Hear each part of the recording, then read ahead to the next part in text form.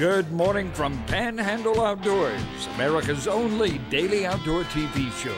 Your source for fishing, hunting, and information for folks who enjoy the great outdoors. Now sit back, relax. It's Panhandle Outdoors.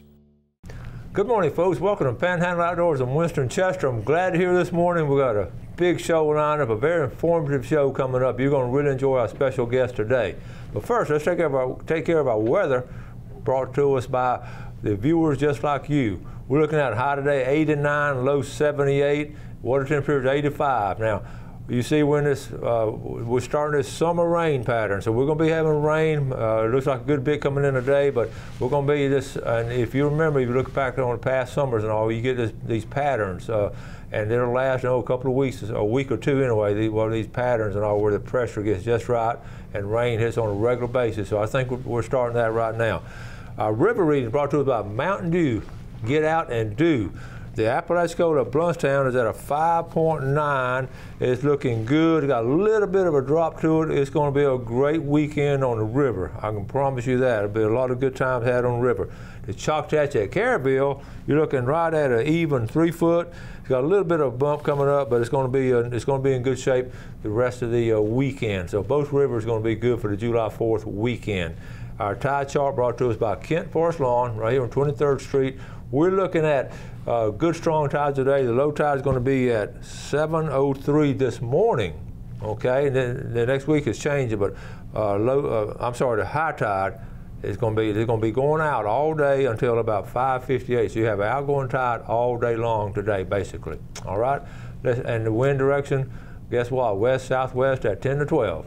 All right, let's take a break and we'll be right back.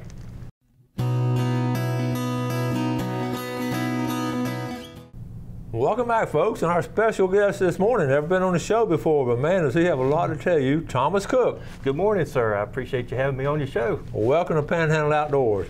Now, you know we've been talking a little bit about the Tyndall situation. Well, I've gone to someone, thanks to Joel King and all, a lot of people have been interested in this. You'll be amazed how many people are interested in this. And Thomas is the one that got the petition together on Facebook, has over 8,000 signatures and all. He's done extensive research. So, like I said, I wanted to get the best possible people on the show to talk about this takeover there at Tyndall. So, Thomas, first of all, give us a little bit of background. Well, I was born and raised here in Panama City. I'm a long life resident, with the exception of about 6 years that I lived out of state. And I'm very passionate about our area, our wildlife and our environmental things that we have here in the state of Florida that they offer us.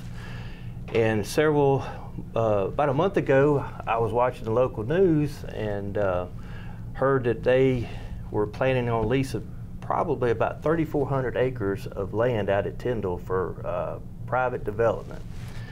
And I was sitting there and I said, wait a minute, I didn't hear that right. So I backed it up on the DVR and I watched it again and I was like, that can't be right, So I was like, what in the world? So I started doing some research into it.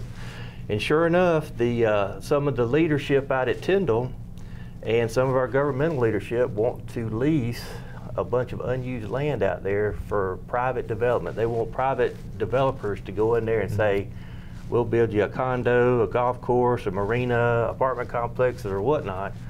And that just blew me away when I saw that. Hard to believe, wasn't it? Yeah, I was like, as a child, my father used to work for the county, and out at Military Point, they have a industrial waste lagoon, and is also down where the county has most of their the sewage and all goes into it down. But as a small child, I was probably 4 or 5 years old at the time. I have very vivid memories of riding with him out there on Saturday afternoons to check things out, and he would take me along the shoreline out there at the very end of Redfish Point and all. And it was just very pristine. I remember, just remembering how beautiful it was, and just how natural the setting was and peaceful. And so it just really disturbed me that they would want to take this pristine land that we have out there bulldoze it all down and put concrete structures out there. It just doesn't make sense to me. It's crazy. It's hard to believe. The first one, I'm like you when I first heard it. Surely they don't do that. Yeah. So. And so that got you sort of fired up. Yeah. So that got me fired up that evening after I watched the news article. You know, I had posted something on my personal Facebook page about it. You know, so basically, I don't know about you, but this doesn't make me feel too good about our leadership here in Bay County about wanting to take this land and develop it. And so I had a couple of good friends of mine that had Facebooked me back and said, you know, why don't you start a petition if you're this passionate about it, you know? So, and they had sent me a link to a couple of places to do some research. So I said, sure. So that evening I put together a little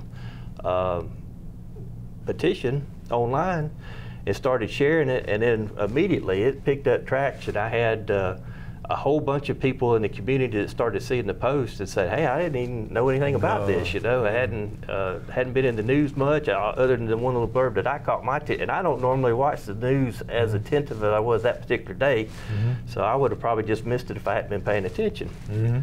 So anyway, I started the petition, and it started getting some traction. So now, as of this morning, we've got almost 9,800 signatures on it. Right at 10,000 signatures. Yeah, right at 10,000 signatures. Yeah, and that is awesome. Yeah, so and we're going to post a site how you can go in and sign that also a little bit later on in the show.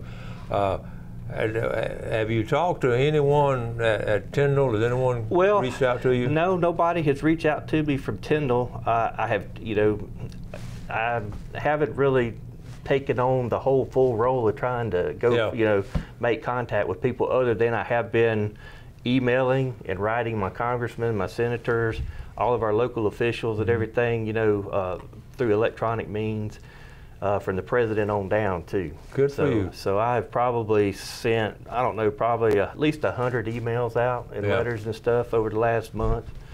I've started a Twitter account, and I've been tweeting at the president, the vice president, and all of our local leaders and stuff like that as well. Awesome. And then yesterday evening, I had gone out there about 3 weeks ago and taken some pictures from areas that you can access from just public areas, and taken pictures, you know, just to post, because people, you know, if you're not from around here, you may not know what the land looks like. So I wanted people to be able to have a visual idea of what we're dealing with. And so I took those pictures and posted it on a Facebook page that I created, Save Our Land, Save Our Sand, on Facebook. And then I took those pictures last night and created a little video of about 2 minutes and 38 seconds that kind of goes through, you know, all the pictures that I have that are really nice, just for people to kind of get an idea of what it looks like out there. Okay, good. I'll tell you what, we'll take a break, we'll try to get set up, and we'll show you this video in just after this break. We'll be right back. Okay, welcome back. Sitting with Thomas Cook, who's an individual citizen and trying to get something done about this Tyndall takeover of the commercial interest. I guess all kind of ways we can call it, but we appreciate the time you did. So we got this little video you've done, and like I say, a lot of times people may not think it does not affect me, so you know, let it go, but it affects everybody. Exactly, it does. And one of the things too that people don't realize, this is federal land, so in reality that land belongs to each and every one of us citizens of the United States. So if you live in Washington State, Oregon, anywhere in the United States, that land is yours. And they can do it on any, if they start doing it this way, they can do it at the state park next or wherever they're at least, you know. So anyway, we're gonna go ahead and try to get this set up now and take a look at it. So this is, let's see. We got, is that ready? Okay, it's rolling now. So tell you, we're going to just sort of walk through it. Yeah, so these are pictures that I have taken. This is a picture of the area that they are talking about doing the leasing with, and then these are just various pictures that I have taken from public access points that you can get to that's not in the guarded area out there, just some of the natural scenery out there for people to be able to see, because I've had lots of people say, hey, you know, what does it look like out there? Because most people think of Panama City Beach kind of development, you know, when you're talking about development along the coast. Yeah, this is amazing to have something like this right in Panama City. All natural. All natural, you know. So for basically the last, you know, since they took the property over for the beginning of World War II. Try to fix your boat slips right there. Condos right there. Well, go ahead. I didn't mean to interrupt. But see, I'm old enough to remember Panama City Beach as a small child, where you could go out there and there were just a few mom and pop motels out there, and a few entertainment venues. But you had plenty of sand dunes, sea oats, and you could drive up and down Highway 98 and see the Gulf of Mexico, and it was a beautiful scene, and you could enjoy yourself. Now you go out there today, and they have developed condos from one end of 98 to the other end of it. It's just a big concrete wall out there, and to me, that's just not very attractive. Right.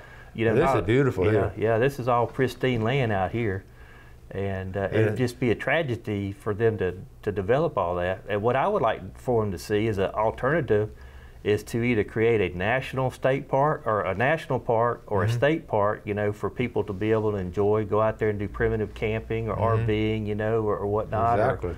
Or even make it a wildlife refuge, or even possibly partner up with some of our universities like FSU Panama City or FSU Tallahassee or University of Florida, University of Miami or something, and create a laboratory environment out there for the study of wildlife and marine life and other things out there. But to me, going out there, plowing all this down, building, you know, golf courses, marinas, apartment complexes, you know, whatever they may come up with, is just not the right use for this land. And I think that we as citizens, like I said, that land belongs to each and every one of us, and we should have our voices heard about what should be done with it. So that's kind of why I've got into this, and I'm pretty passionate about it. I can tell, and we appreciate it. So many people appreciate it, and you've already got almost 10,000. By the end of the day, you'll have 10,000. Yeah.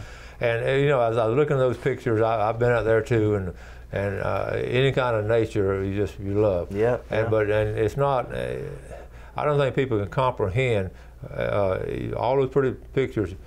There's going to be a condo sitting here.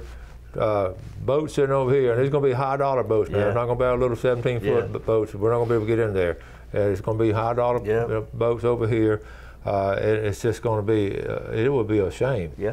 Well, and not only the development itself, but then you got to look at like the increase in the traffic density here. You know, if you drive down 23rd Street now, it can take you 45 minutes to get from one end of the street to the other. And so, you know, if we increase our people density in the east side of town, that's going to just put even more pressure on our infrastructure that's already bursting at the seams. And then, like we saw in Hurricane Michael, you know, if we have another disaster like that and you have to evacuate people, that just puts more people on the highways trying to evacuate, and just puts more people in harm's way, I think. And two, if you look at the geopolitical landscape right now of the global world, you know, the United States and China, to me, appear like we're going into a Cold War with one another. So you don't know what tomorrow holds, especially what 2020 has been like. You know, it's like every day, every week something new happens. I can't visualize our military wanting to give up part of our military base. Exactly. In this day and time. Yeah. So, for example, you know, say 2 years down the road, we get into some major military conflict. You know, whether it be China or Russia or some other nation, and then Tyndall's main mission of being a training base goes from being a training base to a tactical strike base or something. And then you got all this development out here, you know. So to me, there's a whole bunch of things that just doesn't make sense about it. Yeah. And I think too, another problem, and I appreciate everybody in the military that do what they do each and every day to defend our freedoms and keep us safe here. But I think what you have is you have military career people that'll come out to Tyndall, and you know, they're only there for a certain length of time, so they'll come out here for 4 years, baby, and they'll make decisions about things that happen at the base and around the community, and then they go on to their next base or their next command and whatnot, and they're gone. But they don't have to live with the decisions that they made, but the local folks here will be living with whatever they do out there for the rest of our lives and our children's lives, and that's what I'm concerned about. You know, what are we going to leave our children and our grandchildren and the future generations? You know, if we go out there and just plow all this down, there's not much land. They're not making land anymore anywhere in the state of Florida, you know, so what we've got is we got to keep it. Yeah, so, and that's true. And like I say, if they open up the old pass, which plans would open up the old pass, you're talking about putting pressure on that area. But to me, right there at Redfish Point, from there over across the Shell Island, those grass beds are pristine. Yes, very much so. I don't want to give away any secrets now, but most of the scallops in Bay County right now are in that area. And first of all, I don't see how Department of Natural Resources could even let them conceive the idea just to protect those grass beds. Oh, I know. It just blows my mind when I think about it, you know. And I told somebody, asked me one day, I said, what I think probably happened is you have these brainstorming sessions, and there was probably a bunch of them out at Tyndall one day having a brainstorming session, and somebody said, hey, you know, we got 3,400 acres over here we're not using. Why don't we try to do something with it? And they kind of brainstormed, and somebody said, hey, why don't we lease it out for private development? And then everybody got on board with it. And didn't think about the consequences down the road. And it was funny watching over the years, watching the golf course situation. Is whoever was playing, and I know some of these guys, I've met them before and all. Our military leaders, great guys and all. Some of them love to fish. Some of the commanders love to fish. Some of them love to play golf. So when the commander came in, if he loved to fish, that marina really looked good. And he played golf. That golf course really looked good. We joked about that over the years. In fact, I talked to one of them about it that loved to fish. He made sure that marina would all be the same thing.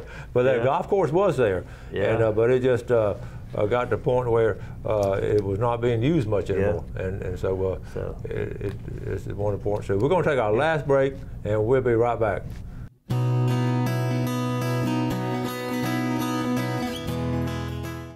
Okay, welcome back. So here with Thomas Cook, trying to valiantly try to help us out in saving Tyndall. So we're going to do all we can to help out. So let's first take a look at our fishing game time today, brought to us by Blue Water Outriggers in Port St. Joe. 10:26 to 12:26. I'm sorry, right here in the middle of the day, and tonight 10:54 to 12:54. Speaking of fishing, you love to freshwater fish. Oh, I do. Yeah, I love to go bass fishing and brim fishing. I've done a lot of it over the years, and my mother-in-law actually likes to go fishing too. So we take her quite a bit. We used to live up around Lake Merrill, and we used to take her up there to go fishing quite a bit. You know, and it's a really good fishing area up there. You can catch a really nice size. Now, how old is your mother-in-law? She's 89 and a half. Almost 90. Almost 90, and still loves to fish. Oh, awesome. Yeah. Well, next time she goes fishing, send us some pictures of her with the fish and all, because the favorite people we like to put on the show, kids would fish and old people would fish. Well, she loves to fish, I tell you what. That's awesome. And I like to take her. Good for you. And you're in the telecommunications industry, and that's kind of business you're in. Yeah, and I want to say too that I'm not anti-development. No. A lot of people, say, well, why wouldn't you want the development? I said, well, I think there's plenty of land left in Bay County that can be environmentally and strategically developed without the impact that it would have out there at the land we have at Tyndall. So I don't want anybody to think that I'm anti-development. I'm very pro-development, but I think you have to do it in the right places. And out there on Tyndall, where we have this land, is just not the place to do it, in my opinion. So. And I think that's what we all feel. We're not really anti-development. There's some really nice condos. We have friends come downstate in condos. We'll go over there and stay with them and visit and have lunch with them and all. So what I would recommend people do if you're really interested in helping the cause, I've been doing it, and you can do it too. You can go online and you can search for your local congressmen and senators for both your state and the federal level. And most of them have a little link that you can go and do a little email and all, or you can call. But I would suggest that you email them, write them an actual written letter, fax them a letter, because they'll usually get faxes a lot quicker than they'll get the emails, or right now with the security and all, it takes a long time for them to get an actual physical letter in hand. And also call their office, and say, hey, I'm interested in this. I want you to know my position about it. And even if you're pro-development, everybody's voice needs to be heard. I don't want to be just the one guy beating the drum saying don't build, but if you're a pro-development out there, your voice needs to be heard too. So one of the big one, and here's the scary or sickening thing about it. You and I both know there's already been sort of behind the scenes activities going on. We all know that. We're not that naive. I'm naive enough to believe we the people can do things. I believe that. But what we've got to realize is that this is important. We got to happen now. We got to get on it now. Yes, it has to happen. And they were supposed to have had a virtual meeting with potential developers back at the middle of June. And that was about a week after I had started the petition. And it got put on hold for some reason. I don't know why. I've had several people that are kind of in the know saying that we've kind of become the fly in the ointment for them out there. Good. So they have developed, they pushed it out, I think, to the end of July. because I had signed up for it. I had planned on being on the virtual show so I could kind of give my views of it, and so I had signed up, got a notice that it had been canceled, and then I've heard from other people that they've had so many people now that have started, raising flags about it and getting interested. So, and one of their angles too, they're going to say, "Oh, we're going to get all this tax money, and it's going to help folks that we're not getting tax money from it now." Okay, so it's not penalizing us in it. So that's when they're going to be there. Look at all this tax money you get for the county or for the city or whatever. And sometimes money's a great thing, but money isn't the be all end all. And so. Just because you have something and you can do something doesn't mean you need to do it. Right. So that's my position. So, we've got to take care of the resources we have. Just keep it natural. Keep it natural. Leave our children and our grandchildren, great-grandchildren something of a legacy. Because if we don't take a stand now, it's just going to turn out to be just like Panama City Beach or Miami Beach or anything else. It's just going to get totally developed. And what we have out there now just be gone forever. Because once you put the first piece of concrete out there, it'll never be pristine again. It'll be gone.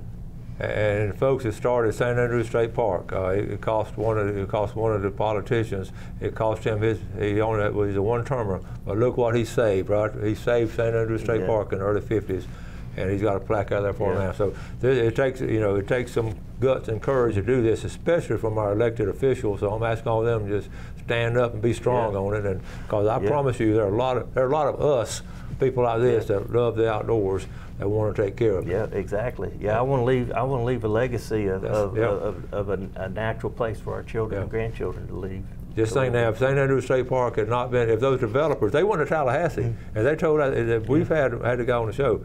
He's passed on now, but they told him, they took his finger at him. It's going to cost you this election. It's going to cost you, and it did. He didn't get reelected. But we'll look at the legacy at St. Andrews State Park. St. Andrews Park is beautiful out there. And ironically, we're in the same situation right now. Exactly, yeah. So if I was an elected official, if it cost me my job, I'd feel good about it. So and we as citizens, we've got to stand up about it. So I'm so glad to get you to come on the show, give us the facts, what we can do, and like I say, I do appreciate the opportunity, and like I said, I've got a Facebook page I've set up. It's if you go on Facebook and search "Save Our Land," "Save Our Sand," it should take you right to the page. I've also got a Twitter page and @_sand. You can find us there. And what I've been doing, since our president likes to tweet so much, I've been going in there every evening and I've been tweeting. I've been tweeting to him. I said, "Mr. President, we need your help." I've been sending him, articles about this. All right, we got to go. Thank you, Thomas Cook. Appreciate it. Thank you very much. I appreciate it. All right, do something good today for your fellow man. Have a great day, and God bless. Thanks for watching America's only daily outdoor TV show, Panhandle Outdoors with Winston Chester, featuring hunting, fishing, and other activities and information to help you enjoy the great outdoors.